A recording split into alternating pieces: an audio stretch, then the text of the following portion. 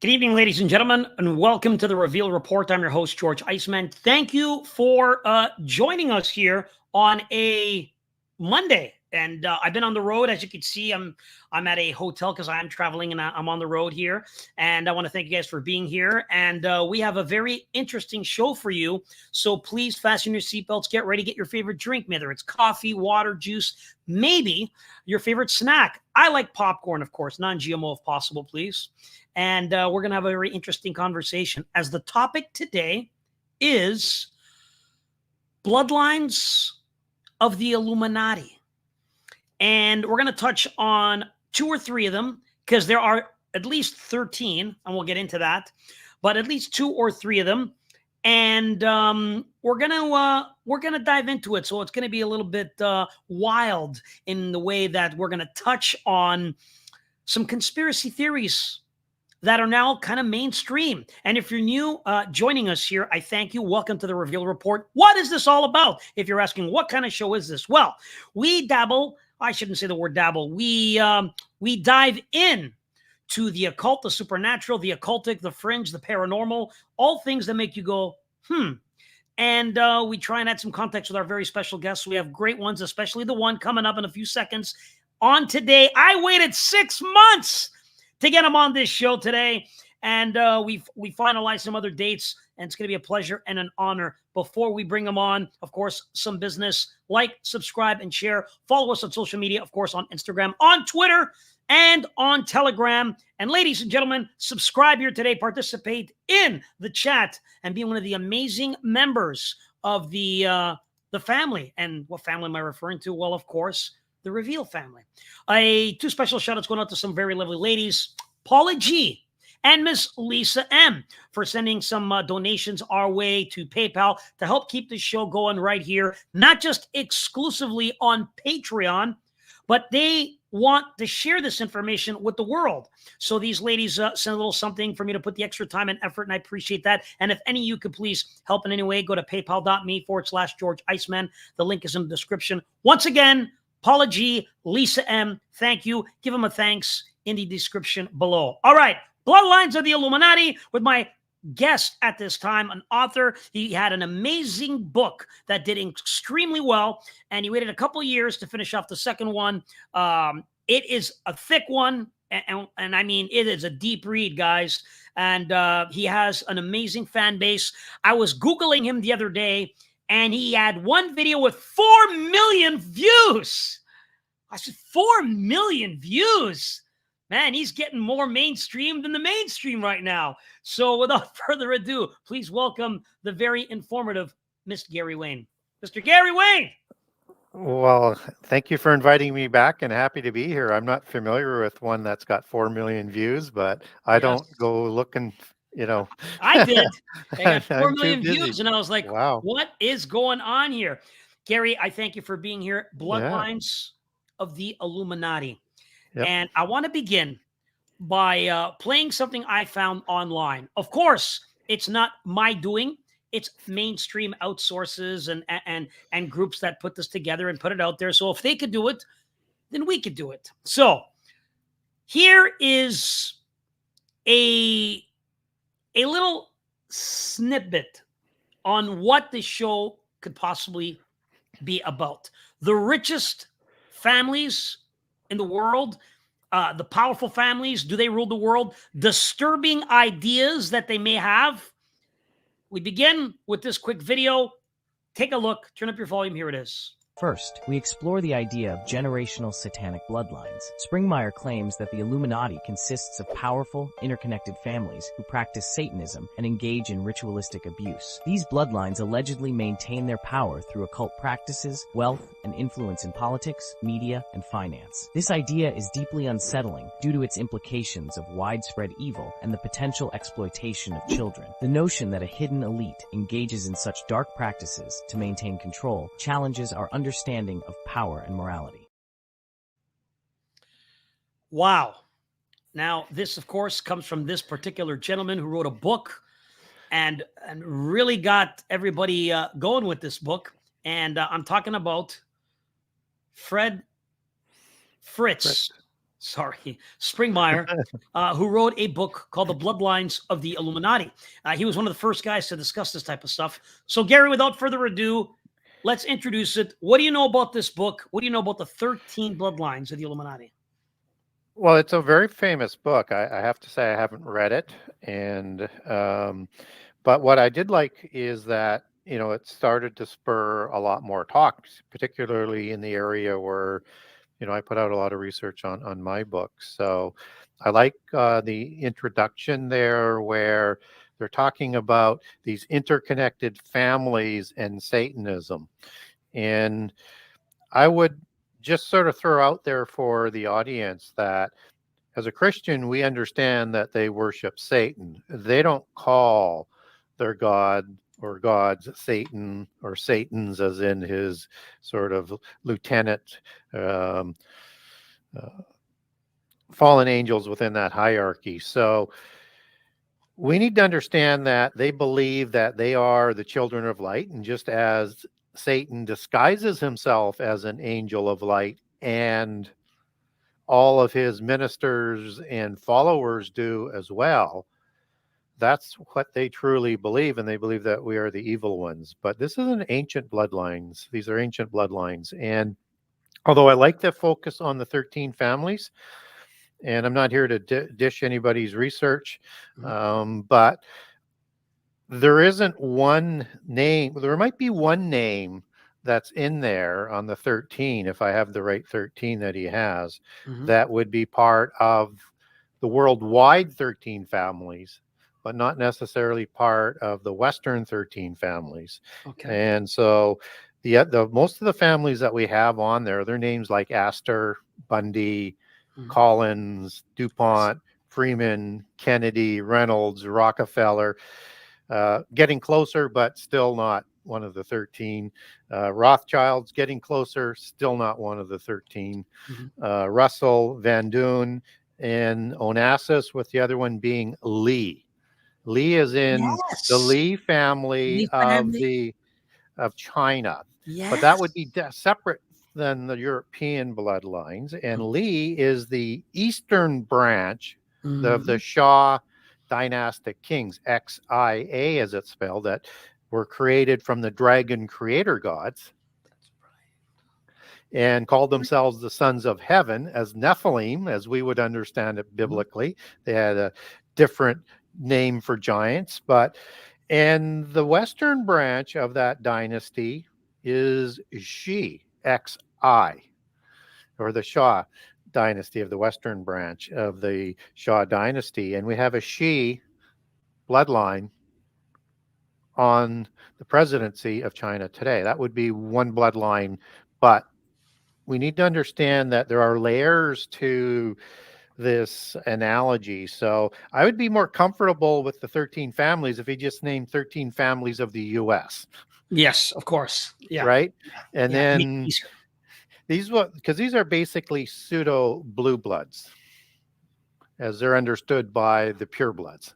Yeah. In other words, they do have a gens. They are of the bloodlines, but they were quite distant. And so they were funded by the Rothschilds as their stable of agents to set up the US to bring about world government in the end time.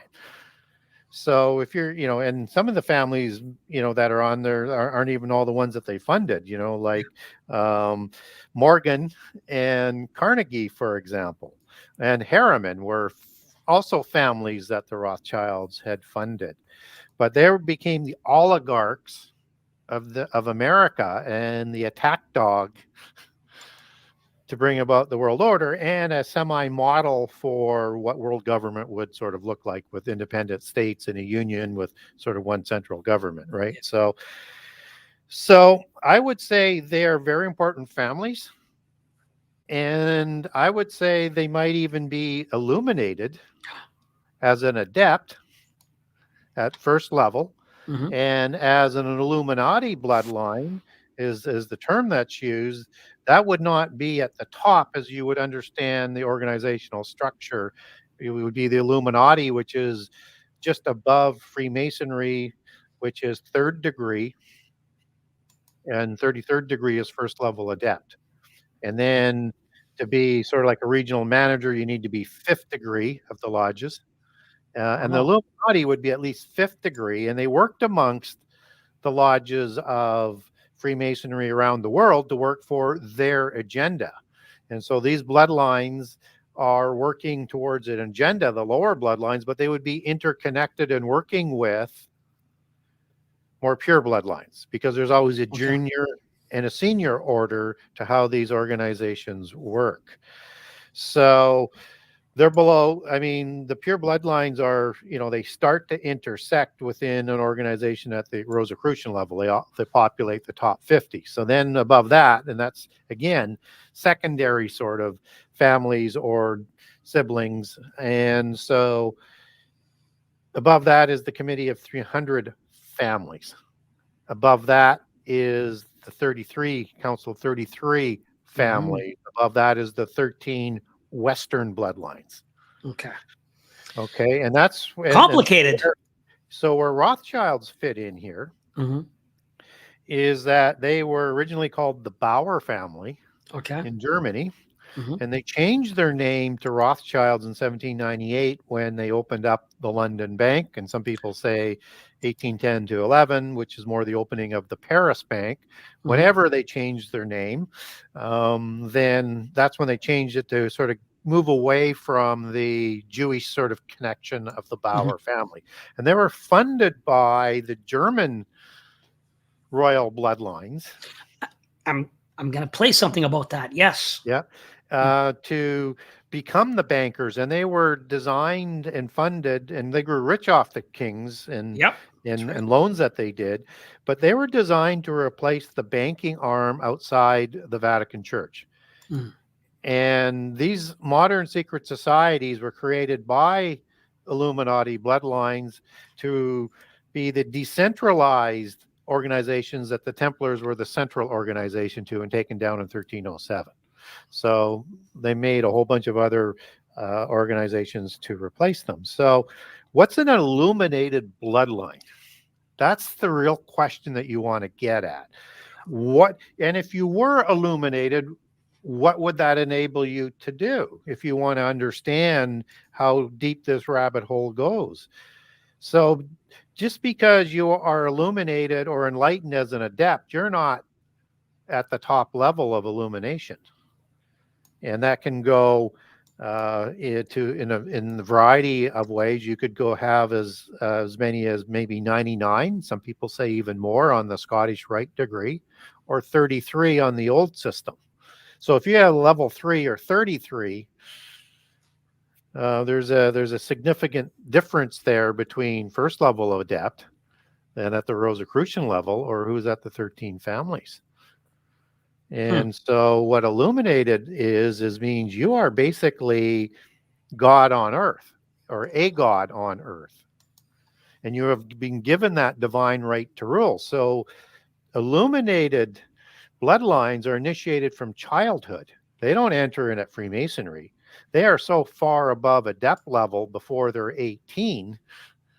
They're not at that. It would be, they don't even allow them to take an adept title until beyond 25, between 25 and 30, as I understand it, at some point in time. So they would be Mensa level, as they would describe them. They would be Antichrist wannabes, Antichrist ready to be. And there's 13 families around the world. And then there's all the other wannabes. So these individuals would be have a knowledge level that is absolutely astounding. And that type of knowledge does not get outside the tightest of the families. They learn pieces of it as they go up, even in the bloodline cult. So these are illuminated in the understanding of having wisdom that no other humans have. And the only thing that they're missing is the godhood aspect to become an official god. Right. So that's why that's the elusive thing that they're always chasing here. So when we're talking on the illuminated ones, we got to go right back to the royals, the kings of God, as you take that back on its etymology. And that these are the ones who keep their genealogies back into prehistory, because how pure those bloodlines are, or how ennobled it in with other bloodlines, is where you fit in that whole hierarchy. And they take their genealogies not only back to giants, but also back as a patriarch, but also back to a specific celestial mafia godfather in one of the genses. They all have a specific gens that they go back to. Mm-hmm. And those names are very difficult to get at the sources. But we can talk a little bit about it. But certainly from the visible families, out of the ones that we've been talking about, the Rothschilds would be the most important one. And I would say the most powerful one in that 13 is the descendants of the Shah dynasty in China. But the world works around European domination, just as the European bloodlines took down not only the Chinese bloodline with communism, they took down the Russian bloodline with communism. They took down with National Socialism, and social masonry is the virus that they created to do these things. They took down the Kaiser bloodline, Mm-hmm. the Hanover bloodlines, and the other bloodlines. Basically, the Habsburgs were a domino effect to come down and be disjointed. In fact, they don't even have the legitimate King of Jerusalem title today. That's held by the Bourbon family, King Philippe of Spain. And he has his more recognized order of the Golden Fleece versus the other two orders that are sort of junior to that, even though they would say that, no, they're a rival. They dispute King Philippe's title and position of his Golden Fleece order. And Queen Elizabeth actually sat at the table of the Bourbon Golden Fleece order. Not that she doesn't have her own royal Masonic order of families, but those are the two that are the most famous and powerful. And the Rothschilds, as far as the US goes, Mm-hmm. and the monetary things that happen in the world, that really does funnel into the Rothschilds in so many areas, not all the areas. And they would answer into this trunk organization that I describe in book 2 for people if they want to know where I'm talking about, the thelemic tree and the trunk organizations and the branch organizations. They would funnel into the Committee of 300 families, where all the financial organizations like the G20, like the IMF, like the World Bank, like the Bilderbergers, they all funnel into the Committee of 300, although you can make an argument with the Bilderbergers that would go up to the Council of 33. Well, a lot that you've talked about here might be brand new for a lot of people. Some of the information is quite good that you just shared with us in regards to who they could be, some of the bloodline names, but the financier specifically, Rothschild. I want to play something that describes a little bit about the Rothschild and how they got money to get their power. It's about 2 minutes, and then I'll get your feedback on it and help everybody understand, and give me what you think if this is close to the truth in what's documented. So take a look at this video. It's about 2 minutes or so long, as it discusses how the Rothschilds got into banking and where they made their money. Here it is. Take a look here. When it comes to the richest people in the world, Arab families from the oil-rich nations come to mind. We also think about the British royal family. The Rothschild banking dynasty has an unlikely origin, an 18th century ghetto in Frankfurt, Germany. Like many of his time, Mayor Amschel Rothschild can't own land or farms due to his race. So, he follows his family's path and becomes a textile trader. The ghetto was not very encouraging. Shops spilled heaps of second-hand clothes and soiled household goods into the alley. Frankfurt Jews are barred from farming, from handicrafts, even from dealing in nobler goods such as weapons, silk, or fresh fruit. Mayor Rothschild quickly grows discontented with trading textiles and becomes eager to explore other ventures, ones that offer higher profit margins. He soon discovers that trading gold coins and antiques could be much more lucrative. Mayor Rothschild quickly establishes himself as a shrewd trader and uncovers a brilliant strategy known today as front-running. He worked as a court agent, much like today's stockbrokers. His main client was Prince William of Hesse-Kassel. Whenever William wanted to purchase gold coins, he would ask Mayer Rothschild to obtain them from the market. What Rothschild did was this. He would first buy the coins using borrowed money, then sell them to Prince William, effectively acting as both the buyer and the seller. This practice is known as front-running in modern terms. In doing so, he profited twice, once from the 8% commission fee, and also from front-running Prince William. By 1782, Mayer Rothschild has amassed a colossal fortune and earns the position as the investment manager for Prince William's vast wealth. But for Mayer Rothschild, it's just the beginning. To truly create a strong footing in the world of finance, he must evolve into a bank. Often when traders and court agents accumulated significant wealth through their financial dealings, they sought greater recognition and respectability. Transitioning into banking was a way to gain legitimacy and credibility. Getting into banking proves genius for Mayer. By the close of the 1700s, he's the richest man in Frankfurt.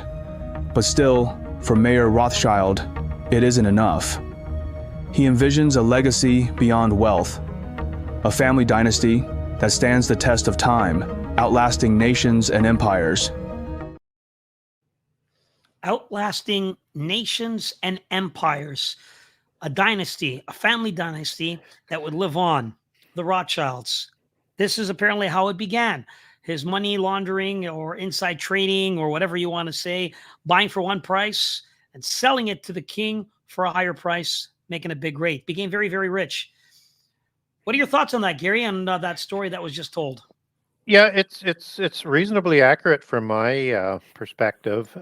Again, I would go back and say he was born in 1744 as Meyer Anschildbauer, and then changed his name. They would have, but they did identify him as originally being Jewish as opposed to Royal bloodlines. Yes.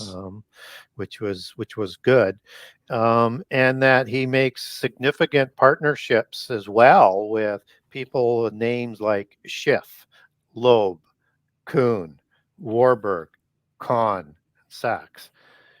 Those are powerful money families and bankers of the world. And he, as his children and descendants, intermarry with those individuals to continue to build that empire, as well as having the inside information and the extra funding coming from the Royals and the Royals of the upper orders, not of Freemasonry or Illuminati, but of the larger, more purebloods and the ones who have the true wealth in this world. And so as much money as the Rothschilds have today, it's nothing to what's in the bank systems that are in Switzerland today, where the Rothschilds are also located now, as well as the banking of the original Swiss banking, which comes from Templar assets and cash that's taken to Switzerland after the fall of the Templars in 1307 to the Knights of St. John, who have the White Cross, which is why Switzerland has the White Cross. And that's the start to Swiss banking. And then, of course, through Francis Borgia of the Montesa order, and he's a Royal of the Basque family and was in King Charles, the Holy Roman Empire's court.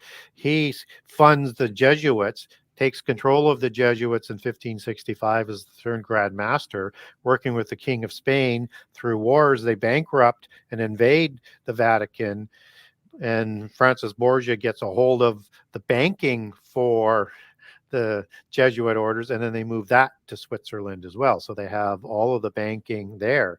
And that's where the true money's held, and it's all off the books. Yeah.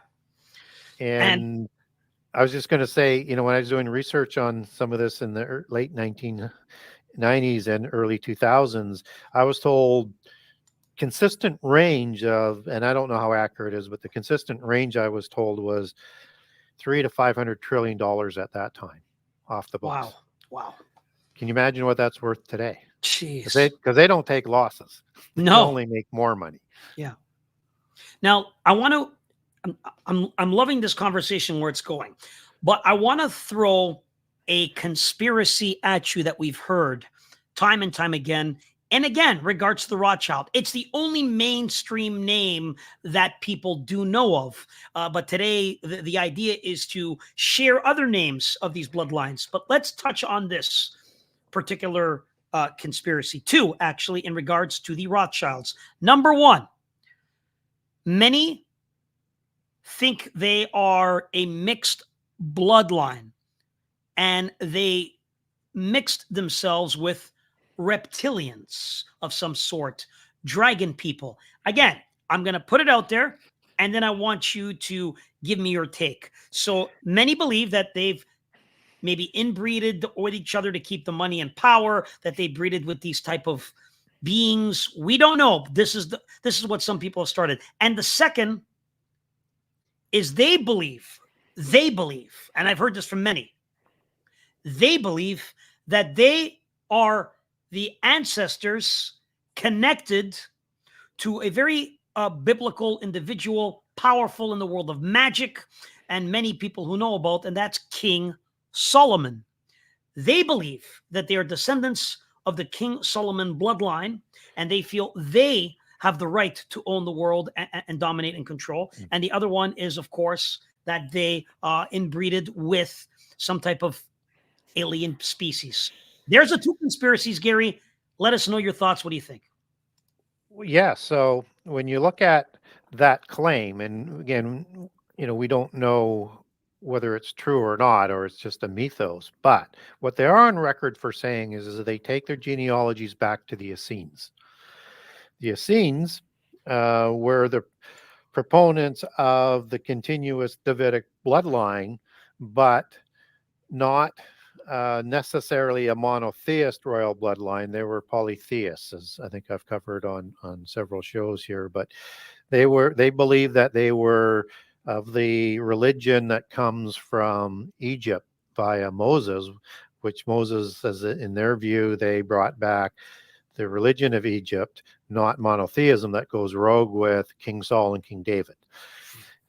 So it's interesting that they like to go back to the priest-king aspect, but through the Essenic understanding of that bloodline, that's probably as they draft King Solomon as a great magi, a black sorcerer, that would fit their mythos a lot better. But again, Solomon is still offspring of King David, so I don't know why they would make such an emphasis. But Solomon is such a terrific individual for monotheists, but also claimed as a very high level by the Gnostics and the secret societies. So it would make sense that they do that, because they draft all of the patriarchs that they can. Now, is there in that bloodline anywhere where, let's say, seraphim, angels, or giants that were offspring of seraphim angels, which were serpentine, which seraphim have a serpent face and were known as the dragon angels of heaven and watchers? Their offspring looked just like them, both before and after the flood. So did they intermarry there through Israel with those bloodlines? There was a little bit of things like that going on, but nothing with a bloodline that continued. So you could have, for example, like Absalom, son of David, and Makkah would be a hybrid where you could get that in. And if there was a connection to Absalom, then they could make that claim. But the trouble is there's no connection there. And Absalom was killed before becoming king, which is why they can't take that as sort of the kingship dynastic.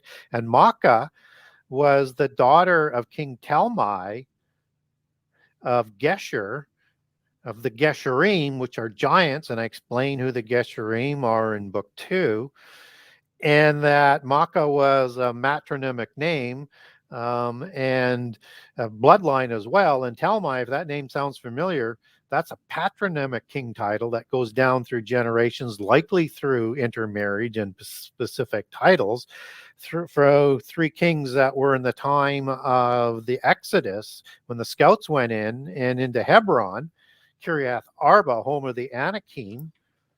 You had Talmai, Sheshai, and Ahiman as the three named kings there at that time. So there's a connection there down to Talmai as the name, but that would be how you could get serpentine, dragon, watcher, angel bloodlines into the Essene genealogy, but there's nothing there that you can actually put your hands on to make that sort of connection. Now, the Essenes worship fallen angels, and they would protect the names of those angels with the knowledge that they received from the angels from admitting their names from even unto torture and unto death. They were that loyal to the fallen angels. And so did fallen angels somehow create giants with the Essenes? If they did, we don't have a record of that. So the only thing that we could get a record of is that their serpentine reptilian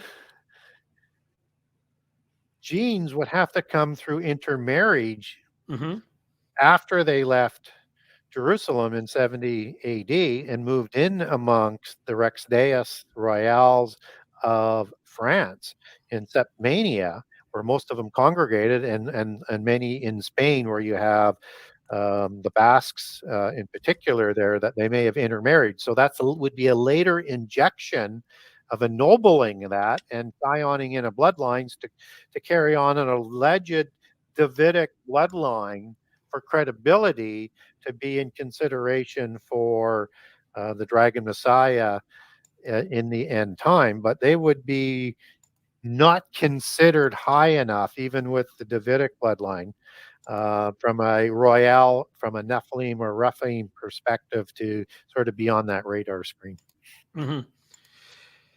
Gary, I mean, that's a lot of information. It's a lot of information. You were talking about the giants and how they had a loyalty to the giants. To the fallen angels, and obviously the offspring. So one presumes that the Essenes would have been, helping, part of, sympathetic to, whether that's the Cherethim and the Pelathim of the Philistines, or the Avim or the Anakim, or just because they know that those are the offspring of the gods that they venerate. Okay. I want to share a picture with you. Again, in regards to the Rothschilds. And this picture is going to add some context to what was in the earlier clip, that these Illuminati families, supposedly the ones in power, worship Satan, Lucifer, and that they do their bidding, which would make them obviously illuminated, which could give them more power than others. So I'm going to share a pic with you, and then I want to get your take on this pic. So here it is. This is Abramovich, Marina Abramovich, who is supposedly a artist, but many claim for her to be a high-leveled witch, a very powerful human being, always surrounded by celebrities, politicians, and those of wealth. Next to her is Jacob Rothschild in front of a painting, and this painting is called Satan Summoning His Legions. So there's a picture of Satan, Marina Abramovich, who apparently is some type of a witch. I don't know that to be for sure, but some of the things she does is questionable. And of course, Jacob Rothschild. So I want your take on this picture, because it is quite revealing. What are these two hanging out together in front of a picture of Lucifer? Are they just feeding into the internet world, or are they really into something dark and mystical and really worship something mysterious? Yeah, it represents that there are figureheads for certain aspects of that whole satanic movement. And what they get there is they get that imagery, and then they also get in there some hidden things as I look at that picture. So I look at the name. So Marina, it would be essentially Miriam or Mary, and related to the sea and the water, just as you have the Del Ack family, which is the Mary Magdalene bloodline as it works in. I won't go into the minutiae of that, just understand there's a significant sort of connection there. And so you not only have Mary, Mother of God, as the Catholics talk about, but Mary Magdalene as you get down into the time of Jesus, and that, those very important sort of bloodlines. And so Mary Magdalene's bloodlines that go back to, allegedly, to King Saul are part of the psioning that are in there as you sort of match the two topics that we're talking about. Abram is the original name of Abraham. Mhm. That's in there. So that's almost like a created name, right? There you go. So Yeah. it could be And created. yeah, could be created and or um, maybe passed down, but I mean, it's common to change your name and to use specific names for specific titles of importance for you. And Mhm. Jacob is the son of Isaac, right? Wow. And then you have the red shield or the red cross or the red child, however you want to read that they pick to reflect what they believe to be their ancient heritage, which is the ancient Rosie Crucis. That name actually sort of defines. It's just in a different sort of language than the Rosicrucis. So it's all interconnected. So, and again, they created that name from the Bowers, right? Yes. So that is what the Satanic Jews do as they work with the polytheists, because Satanic Jewish people, we should just understand it as groups like the Essenes, like the Sabians, um, like the Kabbalists. Those are the Satanic Jews. Mm. That's why they're part of the secret societies, right? That's why they're part of the agenda. And they bring with it Judaic bloodlines for the most part. Interesting. Gary, this woman here, Susan, very interesting how she breaks this down. Rothschilds, she breaks it down to Ra's child. I find that interesting, actually. And I mean, anything is possible. What are your thoughts on this breakdown? Did they maybe name themselves Rothschild because they worshipped the god Ra and they are Ra's children? What are your thoughts on this? There'll be lots of different allegories to that, but Okay, also, and that would be one of them, I think, there you go. right? Another Yeah. one would be Rose child as Ross, right? Same word. And that would mean sort of a reddish kind of skin, right? Like ruddy. Mm, okay. Ruddy is a term that was used for a lot of hybrids.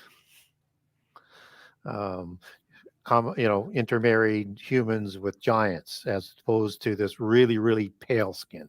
Yeah. So ruddy is a word that was used for Esau, Okay. Yes, that's right. right? As one example. And he was also hairy. And Esau married Aholibama as one of his wives. That's a hoary.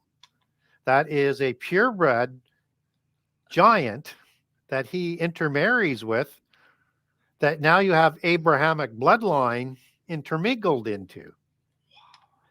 And then his son, Esau's son, Eliphaz, Mhm.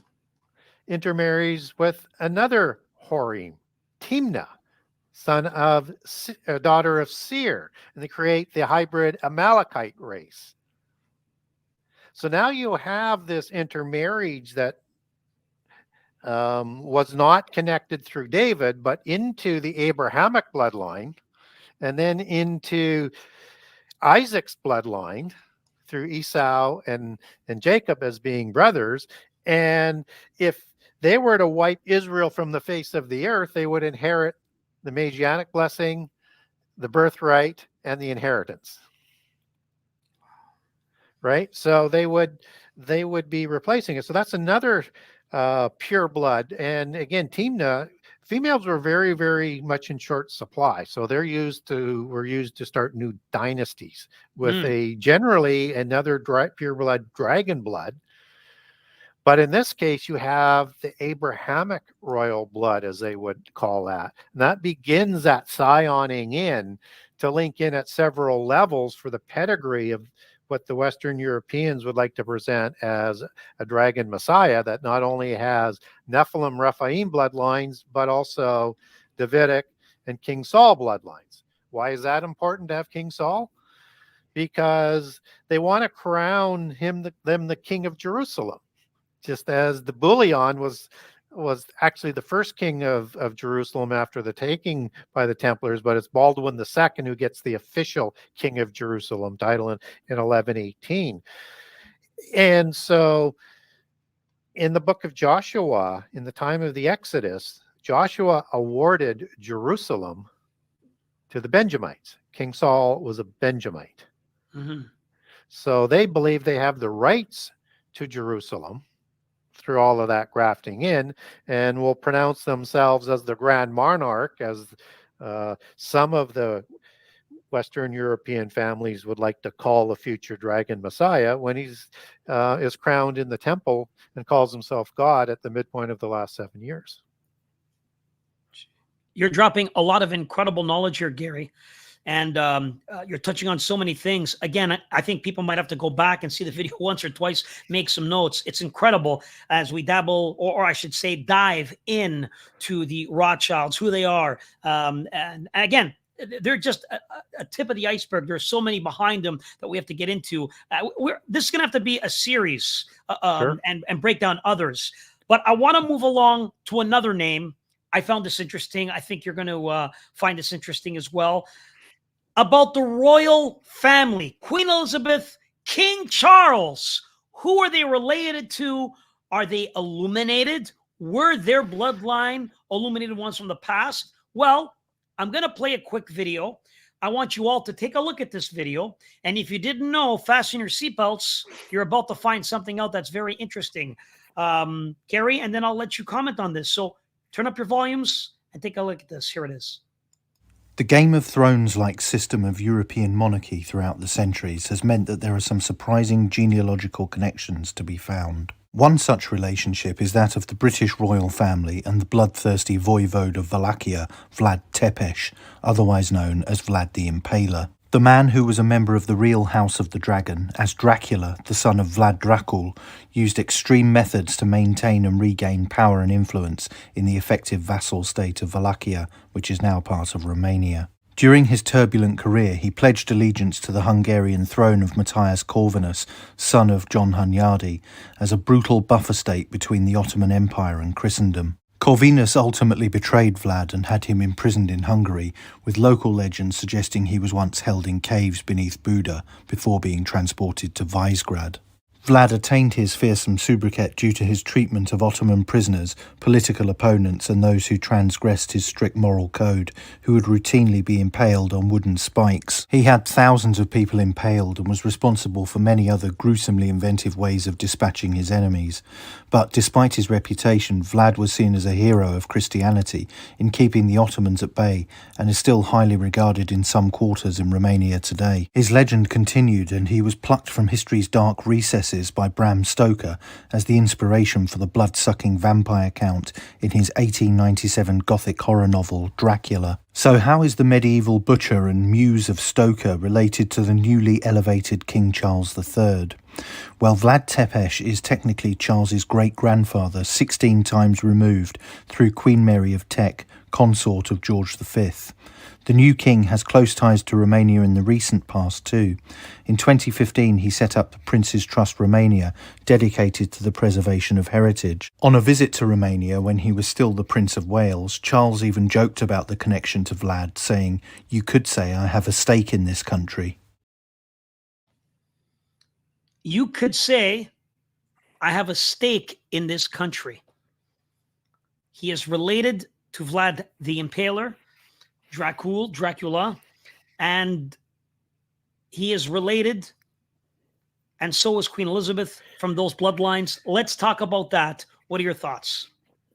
Yeah, it's absolutely crazy. And how those bloodlines come about back to uh, Dracul and Dracula is through the Hanovers.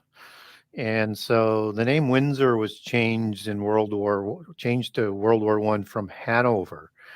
And Hanover is the royal bloodline that George the first begat on the throne after the Stuarts were overthrown.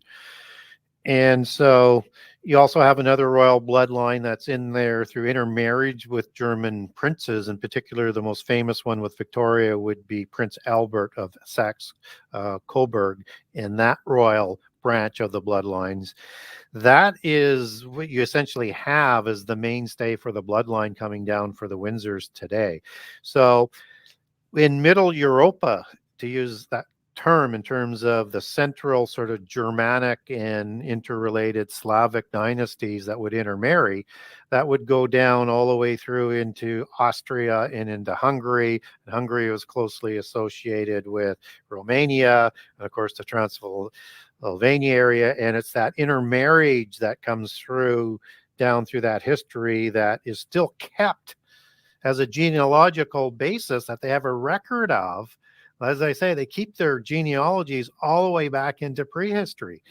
And it's crazy that they track that. And through that bloodline, depending on where he fits in terms of inheritance, he could make a claim to that throne, depending on how highly that's recognized and where that ranks. So now, who is Vlad the Impaler that we know as Dracul or Dracula? Dracul means dragon.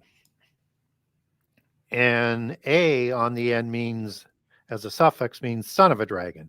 And Vlad the Impaler was son of another Vlad. And that Vlad the Impaler was educated in a mystery school at the Mystery School of Solomon in Austria. Wow. Hold on a sec, Gary. You're dropping some crazy information here. You're telling me that he was actually schooled in a mystery school that they talked about back in the times? Yep. Wow, this plot thickens. Please continue. And he was your archetypical noble Celt. So pale-skinned and hazel eyes and red hair. And he had an affinity to light. So he didn't like to be out in the daytime a lot. And as part of a royale of the illuminated variety, he would be a blood drinker, which was a normal part of their rituals. Now, you can't pick a better description for an individual to become Bram Stoker's Dracula. And in Greece, the word draconta or dracon means a watcher angel, as in a dragon watcher angel, as in a seraphim. So now you can get more of that sort of serpentine vampire thing, why he has those teeth in Dracula of the Cobra. And that he is a bloodline that they take their bloodlines back, and it's a little bit this way and that way down that genealogical trail, but it goes back to a specific tribe called the Egrathi in Greece of Scythians, which were Tuatha De Danann. And if you recall, Tuatha De Danann were red-haired, hazel-eyed, pale-skinned giants, offspring of fallen angels, or blonde-haired, blue-eyed, pale-skinned. Just as the Horim, as we talked about earlier, which is the Hebrew word Eliphaz, that's translated as Duke, as the Dukes of Edom, Duke Seir, Duke Eliphaz.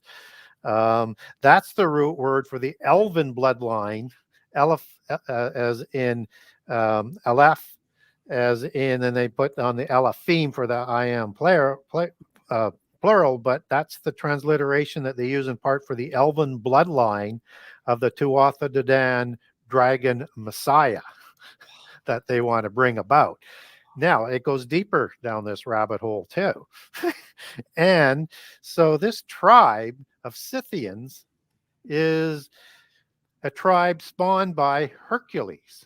So he's a What? Herculian king. He's a Gyges king in the bloodline. And Hercules is the son of Zeus and Alcmene, a human female. And that's your Herculides Gyges bloodline, or Gyges bloodline.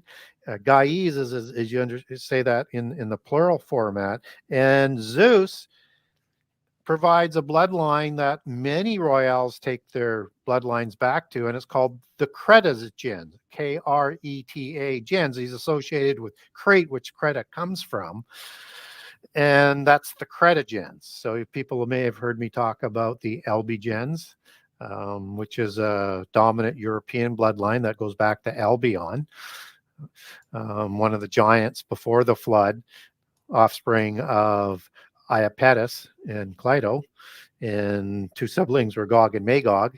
Now, there were giants named after the flood by the same names, which was a common trait. There's also the Julia gens. That's part of the black nobility, of the senior black nobility in Italy, that goes back to Julius Caesar, Augustus, and to the 100 senator royal families that were spawned by Romulus and Remus, son of the Greek god Ares, Mars, as he would be called. And right, it's people need to understand when I talk about the celestial mafia godfathers as the patriarchs and a specific patriarchal giant, they keep those records. Wow. Man, Gary, you are dropping some crazy knowledge today. I got to tell you, some stuff that you've never talked about on the show here. And there's so many different groups that you've broken down. Again, related somehow, some way to the Nephilim, to these giants. What is going on? Now, I'm trying to figure this out here. We know that the giants breeded with the daughters of men. And they created this series, these beings that were too big. Now, just briefly, they say during the flood, there was a few that survived. And hence this bloodline is still on earth today. Do you believe that to be so? What does your teachings tell you? Just to clarify and give people some context here. So, from my perspective, I leave a small crack open that the Nephilim, some of them survived. And we get a lot of polytheist accounts that they survived, whether or not it's Utnapishtim or Ziusudra of the Sumerian Ark story in the Epic of Gilgamesh. They are 2/3 God and 1/3 human, as they're described. They are demigods. Deucalion and Pyrrha in the Greek mythology, that is also said to be the Greek Noah. Deucalion is the son of Prometheus, another giant survival story. And all around the world, you get these sort of giant survival stories. Biblically, it's a little difficult to make that match in terms of some of the language that's used in the Bible, but you can get there, but it's kind of a legal argument. Okay. That's why I leave the crack open that some could have survived some way, somehow, with the aid of fallen angels, either in the earth, in another dimension, off the earth, on an ark, but somehow with the help of fallen angels. And that they were saved, some were saved to start anew after the flood. And you get there biblically in Genesis 6 and 7 in the flood story, where it says God was going to destroy everything on the land or the earth, because the animals in the sea weren't destroyed. It was just the earth creatures and humans and giants. He was going to destroy everything that he created. He did not create the giants. That's the fallen angels who did that. So you could make a legal argument that some could survive, and God knew that the angels would help them somehow, some way, because he's Alpha Omega. He knows everything that they do before they do it. So I lean more heavily towards, even though I leave that crack open, that there is a recreation of giants after the flood. And it fits a little bit better, but the Royales, they believe that they have bloodlines from giants created after the flood and before the flood. So that would have to come in through some sort of psioning, which would suggest that they believe giants survived the flood. Whether that's true or not, I don't know. But I lean more towards a second creation. And with the Rephaim that are talked about in the Old Testament, used 25 times in Hebrew versus 3 times for Nephilim.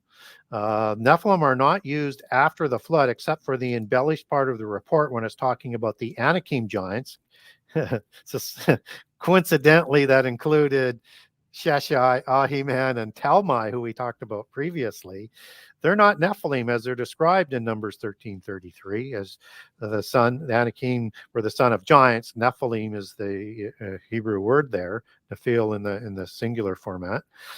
They're actually Rephaim as they're described in Deuteronomy 2 as giant. And so post-Diluvian giants tend to be Rephaim, antediluvian seem to be more Nephilim, but there's still a possibility that somehow they survived. And some of those genealogies are baked into the genealogies of the therevealre, which is the Anjou senior family, which is the senior to the Plantagenet as you go down through some of the ages. So after the flood, we get the Ugaritic texts talking about Baal, son of El, who takes over for El after the flood, and his consort Anat. They're the ones who create the Rephaim after the flood, and the Baalim create other Rephaim tribes as well. And I cover all of this off in book 2, and give you the gods' names and the patriarchal Nephilim or Rephaim names that start the various tribes, and with the hybrids as well. So, for example, just so people know what I'm talking about, you have the Amorites. They don't have a patriarch listed in the Table of Nations. Only 9 of the 12 Canaanite tribes. That's because they had a Rephaim patriarch. Now, in the Ugaritic texts, you have a god named Amur or Amaru, part of the Baalim Council. And there's 2 other giants that sort of serve him, and one of them is Amur as a giant, one of the Rephaim. And so would be likely that giant who intermarries with a daughter of Canaan, or a daughter of Seth, or Heth, or a daughter of Sidon, to produce a tribe that can't have a patriarch's name, because you don't have any patriarchs like Arba or Rapha in the Table of Nations, because they're giants, they're not Noahites. But the families are there so that we understand the history better of these tribes, and that they're eponymously named after the patriarch, and they'll carry that name with them, just as places were named after the giants as well. So you can track patriarchs patrially and patronymically. And so these are the giants that have a fertility issue after the flood, unlike the giants before the flood. So they have to intermarry with humans, otherwise they're going to go extinct. That's why you have intermarriages like Eliphaz with Timnah, Esau with Aholibama, and one presumes Nimrod stayed and intermarried with the ancient people of the East, the Olam, which is the Hebrew word Elam, that Semites went and married amongst. And you'd have a number of these intermarriages that become the hybrids, and eventually through that intermarriage, and to keep the bloodlines free of disease, you're going to have more humans with their DNA. But the Rh negative bloodline is passed through the matriarchal gens in their belief system, which is why they're used to start new dynasties as well, and that they're rare. And so that whole thing connects back to genes, bloodlines, and giants, whether or not some survive the flood or not. And it's very important that they not only be pure, but also ennobled with other patriarchal bloodlines from giants. Gary, that's again a lot of information, but important that we understand and know this stuff. We only touched on a few names. This thing is a really deep rabbit hole, but an interesting show nonetheless.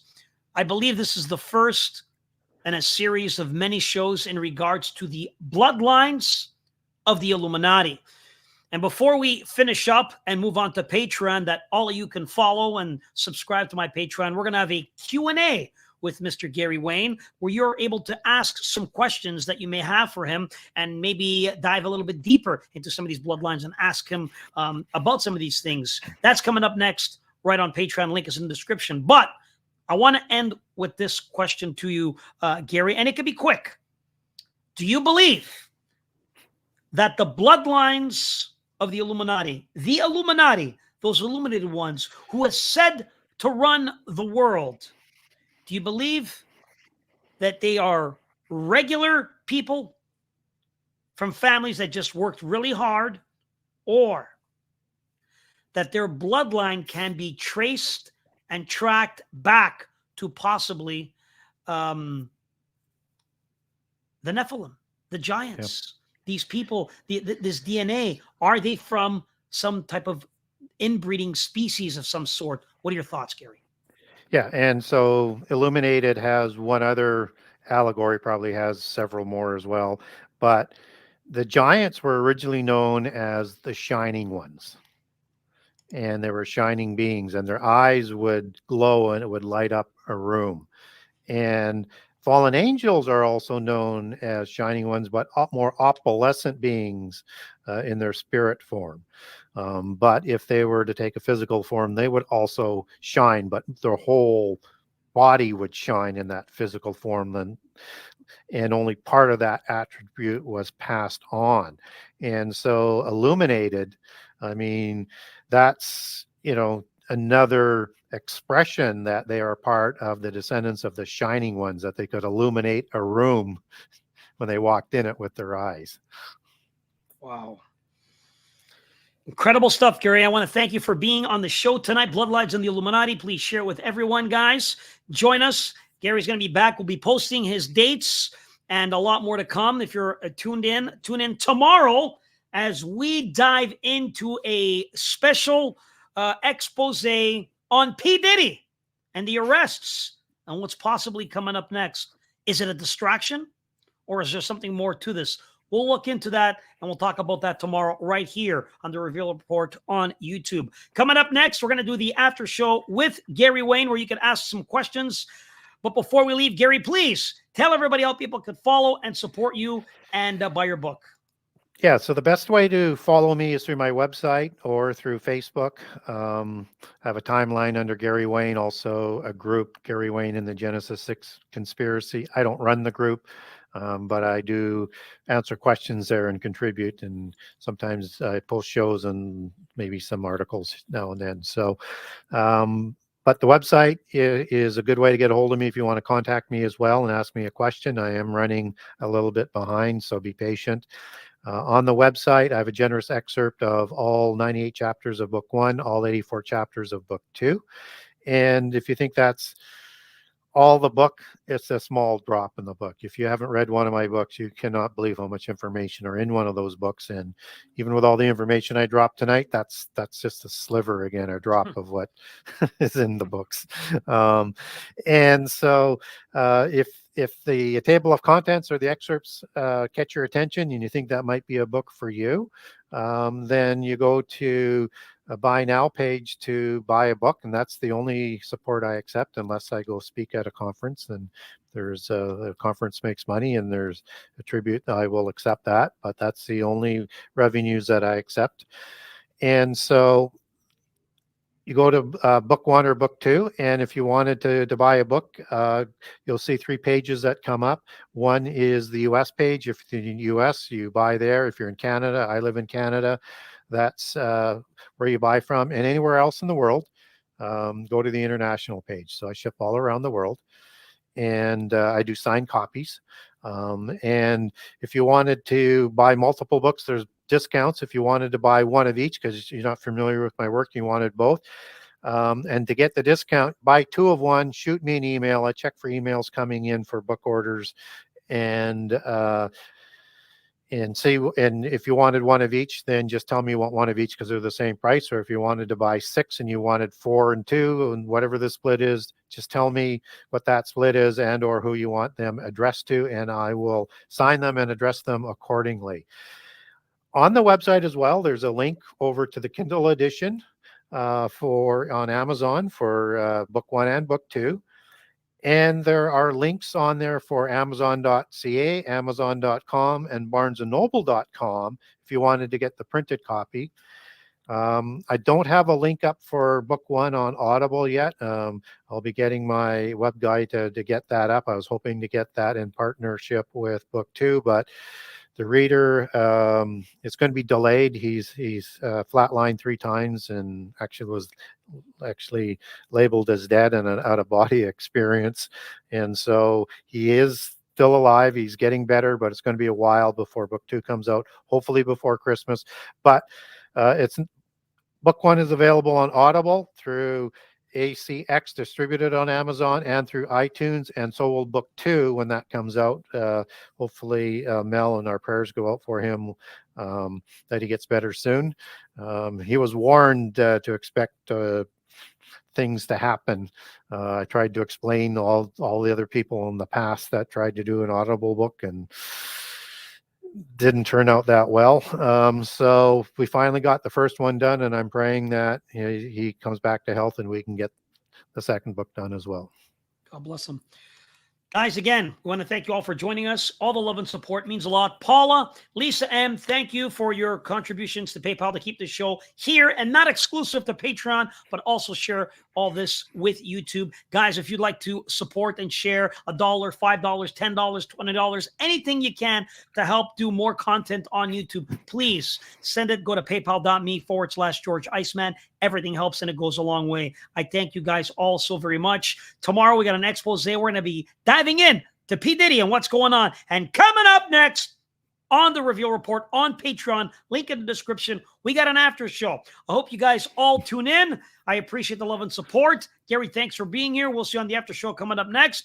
And everyone, get outside, get some fresh air, get some vitamin D. But most importantly, give glory, grace, and praise to God Almighty. I want to thank you all for watching. God bless. Good night, everyone.